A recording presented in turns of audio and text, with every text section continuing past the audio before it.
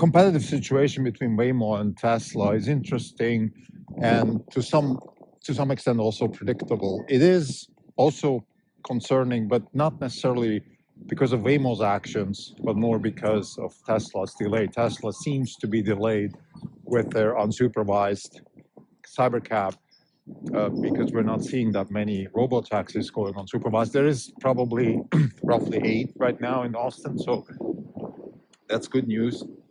But maybe that's one of the concerns that as Tesla investors we have to be serious about, and that is the possibility that Tesla might be delayed, and that opens up, of course, some doors for Waymo. But we're going to talk about the competitive situation from a Clayton Christensen perspective, from a disruption perspective, and from a competitive response perspective, which is really what Clayton Christensen was focusing on. This is not even a podcast. It's March 4, 2026. This is Karim Belko. For the year, we're down 8.9%. The market's up 0.5%. We're underperforming by 9.4%. So Waymo is launching their taxi service in probably about a dozen markets now in the U.S. So this is a competitive response to Tesla. Tesla has launched in 2 markets with a driver, but still they're a competitor. They're roughly pricing their service at 60% of their going rate. So what happened is with Waymo and Uber, by the way, I should mention Uber also, they're just matching Tesla's price by doing promotions. So what they're doing right now is basically losing money in order to keep Tesla from gaining market share. It's not clear what Tesla's market share actually is. Are they gaining share? Is their utilization very high? Or is the pricing strategy succeeding in a sense, in the pricing strategy of Uber and Waymo? I'm going to use them both synonymously because, in my opinion, they're kind of the same situation. And then the reason for that is, this is just a side note, but it is conceivable that in the long run, let's say, if only self-driving taxis would drive around, then Uber would just be the scheduler for Waymo, and therefore they're the same market in principle. So Uber, Waymo are lowering prices to the point where it makes no difference for a consumer whether they take a Tesla or an Uber, Waymo. Now, that of course is it's losing money, but it's only a small chunk. It probably doesn't even hurt them. You wouldn't even see that in the earnings calls. But it might hurt Tesla. And the strategy here is, of course, that you attack Tesla where it hurts and try to sort of keep them away from coming. The main topic of this episode, though, is Waymo's positioning. And Waymo's positioning is the way Waymo works is they're kind of like a digital taxi on rails, or so it's AI to some extent, but it's actually not really AI in a sense that their Waymo reacts to the environment based on what it sees.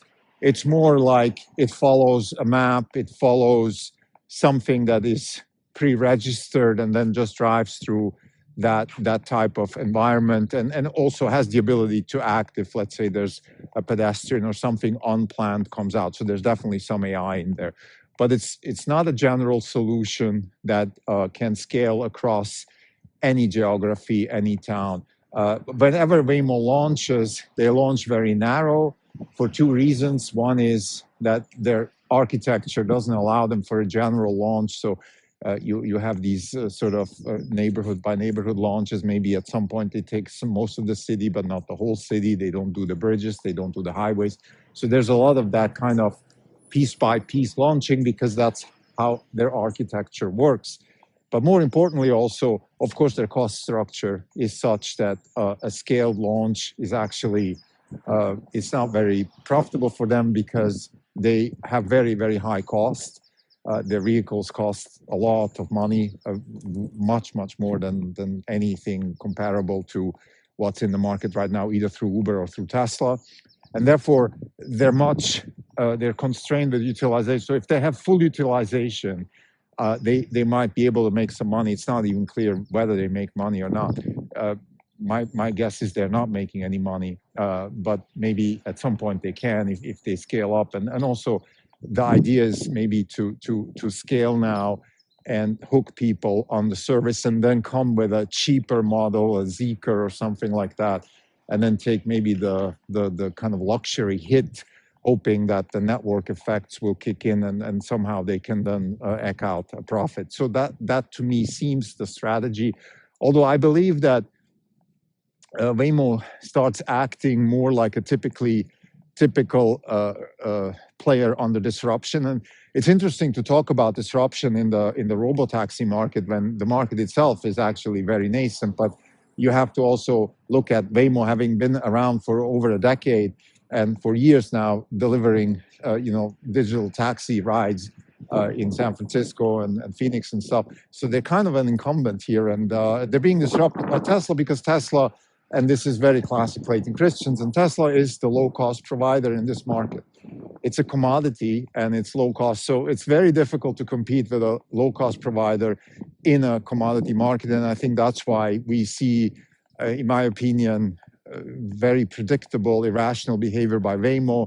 On the one hand, they're launching all these markets now with overpriced vehicles, and they're advertising things like legroom. So it's a very typical competitive response by a low-cost competitor, showing higher luxury and things like that, which is basically just gaining time until you're terminally ill and you're just taking pills to extend your life a little bit. So that's kind of how it feels.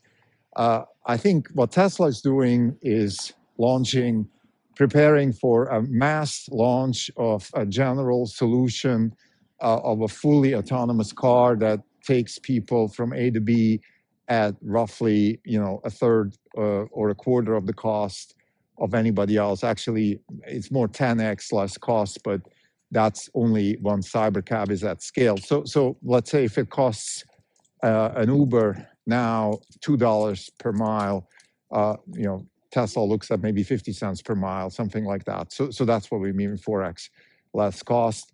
And the $2 per mile, of course, is also, it depends where you are. For example, in New York City, it doesn't even make sense to look at miles. It's much more useful to look at hours because people spend so much time in traffic. So those are the kinds of consideration. But we have a low-cost provider in a commodity market.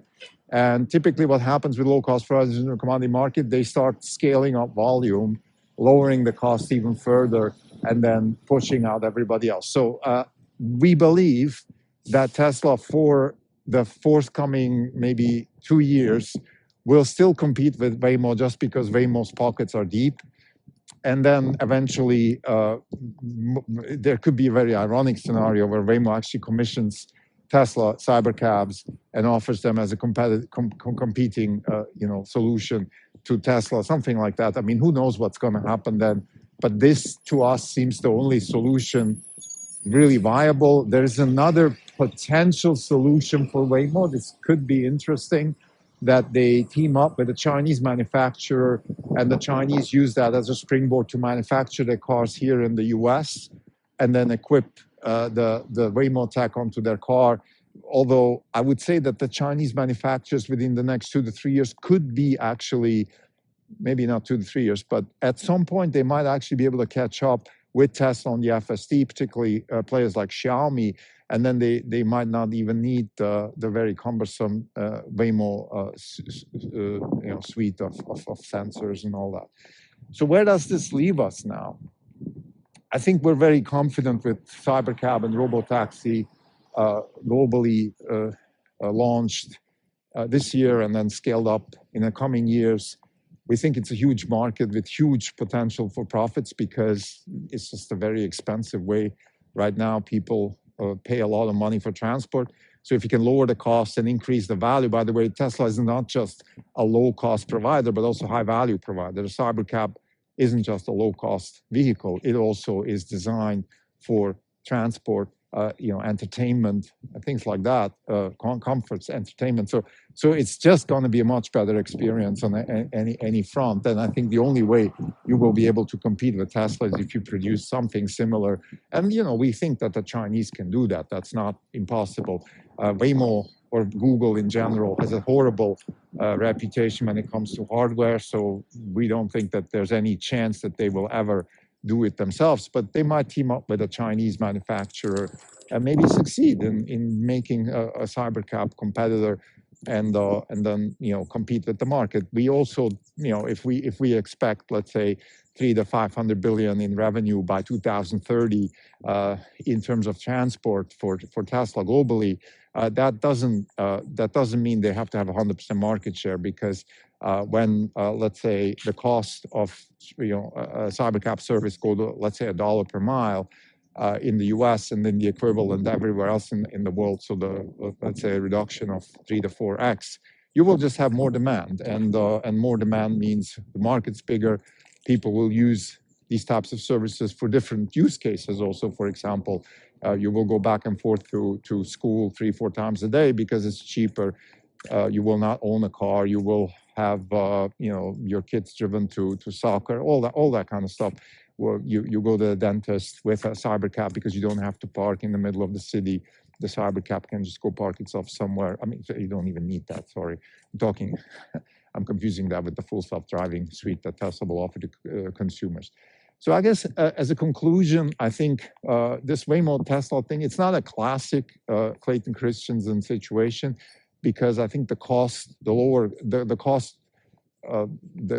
reduction is, it's not really 10x, and Clayton Christensen talks about even more than 10x cost reduction. That's real disruption. So this is not exactly, it's probably close to 10x though. If you the all-in cost will be around 10x. So in that sense, it is actually a very typical Clayton Christensen situation. And the way you analyze this is you look at the market reaction, right? You look at the market reaction. The market reaction right now by the players is, first, they're just eating the losses, and second, they're going up scale. Uber is doing fancy stuff with Lucid.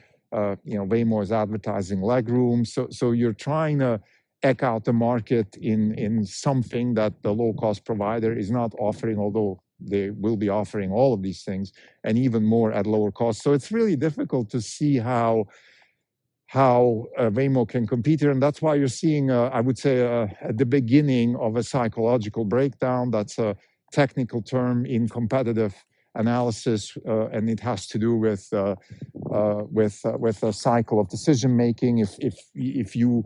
If it takes a certain amount of time for a company to make decisions, and if your competitor keeps making faster moves at faster rates than you can react, then you have a psychological breakdown. The problem with Waymo is no matter what Tesla does now, it will take Waymo a long time to react, because the only real reaction would be for them to change their architecture, to abandon the whole tech suite that they have right now and move towards a fully autonomous and general solution like Tesla with an OEM that can deliver that.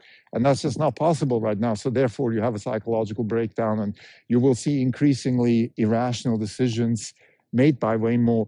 It will last longer than usual just because Google might be able to finance this for a while. But in the end, it's not going to work, because subsidies don't work even when they're intercompany. And we expect Tesla to become a clear market leader, followed by most likely Chinese OEMs that could be equipped with, let's say, a type of intelligence that is provided by a US manufacturer, but most likely even a Chinese intelligence, so somebody like Xiaomi. It's not inconceivable that the Chinese could use self-driving as a foothold into the US car market. Although they are behind now, it is certainly not right to underestimate their speed, because the one thing that the Chinese have, they have speed. They are at par when it comes to speedy decision making. What they don't have, though, is the freedom that we have here. In other words, they have the CCP to deal with, and therefore that slows down their decision making. So overall, Tesla is the winner here because they're the low-cost, high-value producer in a commodity market. Thank you.